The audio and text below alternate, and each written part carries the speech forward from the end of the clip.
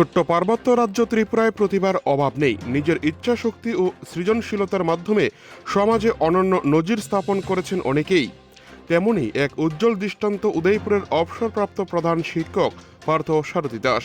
উদয়পুর বিবেকানন্দ বিদ্যাপীঠের প্রাক্তন প্রধান শিক্ষক এবং জীববিজ্ঞানের শিক্ষক পার্থ সারথী দাস অবসর গ্রহণের পরেও থেমে থাকেনি। শিক্ষার্থীদের মধ্যে বিজ্ঞান চর্চার আগ্রহ বাড়াতে নিজের বাড়িতেই গড়ে তুলেছেন সম্পূর্ণ ব্যক্তিগত উদ্যোগে একটি জীববিজ্ঞানের গবেষণাগার, অঙ্কুরণ বায়োলজি ল্যাব। জানা যায় 1991 সাল থেকে নিজের বাড়িতে ছোট্ট পরিসরে একটি ল্যাবরেটরি তৈরির পরিকল্পনা শুরু করেছিলেন তিনি। পরবর্তীতে করোনা মহামারীর সময় 2020 সালে বিভিন্ন বৈজ্ঞানিক মডেল তৈরির কাজ শুরু করেন।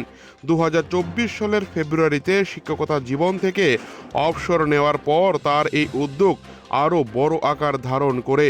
বর্তমানে এই ল্যাবে রয়েছে ত্রিপুরার প্রায় 65 প্রজাতির মাছ ও প্রাণীর নমুনা, প্রায় 90 প্রজাতির উদ্ভিদের পাতা, বিভিন্ন সামুদ্রিক প্রাণী ও উদ্ভিদদের সংগ্রহ এবং প্লাস্টার অফ প্যারিস দিয়ে তৈরি জীববিজ্ঞানের বিভিন্ন গুরুত্বপূর্ণ মডেল।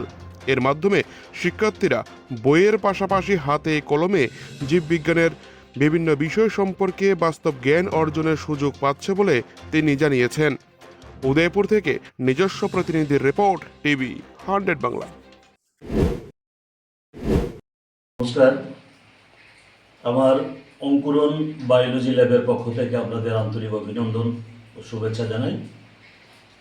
তো আমার এই অঙ্কুরণ বায়োলজি ল্যাবটা করার একটা বিশাল উদ্দেশ্য আমার মাথায় ছিল, যে ছাত্রছাত্রীদের মধ্যে কিভাবে হাতে কলমে বিজ্ঞানকে তাদের কাছে পৌঁছে দেওয়া যায়, তার জন্যই কিন্তু আমার এই অঙ্কুরণ বায়োলজি ল্যাবের ভাবনাটা এসছে মনে।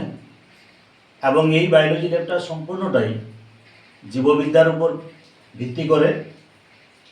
আমাদের এখানে ত্রিপুরায় পাওয়া যায় এরকম বিভিন্ন প্রজাতির মাছ, বিশেষ করে প্রায় 65 প্রজাতির মাছ এখানে আছে। আরও কিছু মাছ আছে, আমি এগুলো সংগ্রহ করার চেষ্টা করছি।